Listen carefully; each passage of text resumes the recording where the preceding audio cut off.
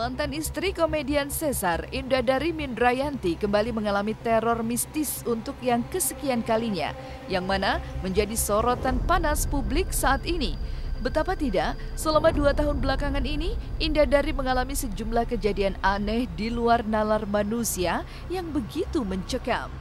Pagi saya udah nelfon sahabat saya, ada Ami gitu kan, Ami hari ini saya mau cari bukulnya gitu, mudah-mudahan ketemu. Ya bentuknya kayak segini ya, bentuknya kepocongan ya, kayak pocongan kain kafan dan itu masih bersih, maksudnya sebagian pinggirnya itu masih bersih kayak kain kafan baru ditanam gitu. Terus videonya kan ada ya, terus itu memang diikatnya di kepala, tengah sama kaki, jadi bener-bener niat kayak mocong gitu deh ya.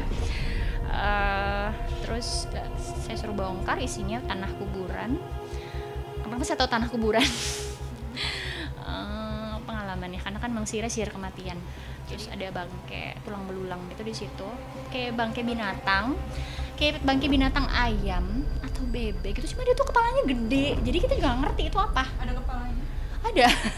Ada kepalanya, ada tempurung kepalanya gitu, dan kita masih bingung itu binatang ayam kayak bebek, kayak unggasan gitulah ya gitu, entah angsa, tapi kalau angsa nggak ngerti deh apa, pokoknya bentuknya aneh kayak gitu. Sama ada kertas sudah lapuk gitu, tapi ya kayak ada mantra-mantra gitu.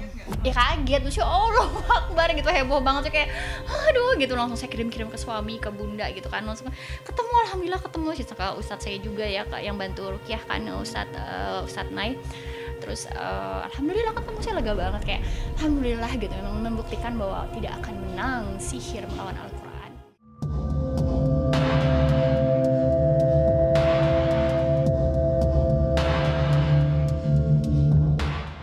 Selain muncul benda-benda misterius di sekitar rumahnya, Indadari juga mengaku sering mengalami sakit aneh seperti muntah darah dan perut membengkak yang secara nalar tidaklah wajar. Tak cukup di situ, Indadari juga mengungkapkan peristiwa-peristiwa ganjil yang dialaminya lewat mimpi-mimpi buruk. Saya kan kayak ada sakit-sakit tertentu yang kalau secara medis tuh nggak apa-apa, tapi kayak saya keluar darah dari mulut terus gitu, terus perutnya bengkak, terus nanti kempes, nanti bengkak lagi, terus nanti ada gejala-gejala yang nggak wajar lah ya terjadi di keanehan-keanehan di rumah, yang kalau dari ciri-ciri sihir itu, kalau di ciri-ciri gangguan sihir saya ada semua, kayak mimpi buruk, mimpi dikejar-kejar, mimpi jatuh dari ketinggian, mimpi terbang. Sering ada suara ledakannya di atas rumah saya tuh, duar gitu. Terus di situ tuh memang aneh-aneh aja suaranya gitu, macem-macem lah gitu, hal-hal aneh itu.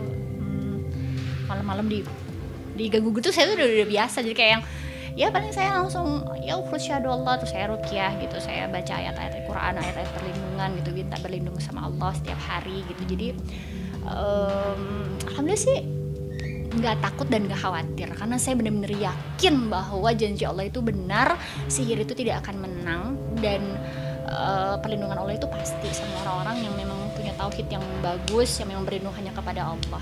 Jadi ya tukang-tukang sihir itu tidak akan membawa kemudorotan, kata Allah di Quran tuh jelas. Jadi buat saya ya cerah ya, lu ngirimin gue santet, tetep aja gue punya Allah.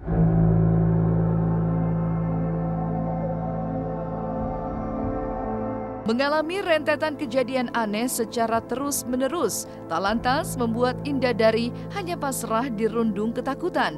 Ia pun akhirnya menjalani ruqyah syar'i yang dilakukan secara pribadi dengan membaca ayat-ayat suci Al-Quran dan meminta perlindungan dari Allah Subhanahu wa Ta'ala. Dan seperti apa juga hikmah yang diambil Indadari atas peristiwa-peristiwa aneh yang dialaminya sampai saat ini?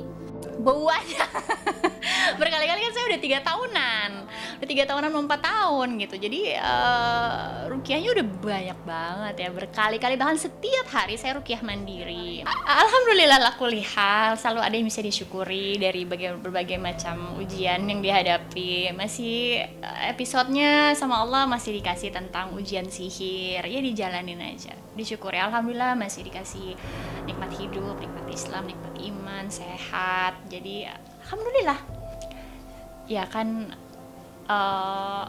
saya nggak bisa bikin semua orang harus baik sama saya, dan saya nggak bisa ngontrol perbuatan orang lain untuk harus baik sama saya. dan Allah datangkan orang-orang yang jahatin saya itu kan pasti ada maksud, ada tujuan gitu. Allah izinkan itu terjadi sama saya, pasti Allah punya maksud gitu. Mungkin dosa saya banyak dan lewat mereka jahatin saya itu saya bisa dapat peluang pahala sabar, peluang pahala memaafkan. Kan dua-duanya pahalanya tanpa batas. Mungkin dosa saya banyak banget sampai Allah kasih ujian seberat ini untuk menghapus semuanya. Jadi tetap saya syukur ya, alhamdulillah ala kulli hal.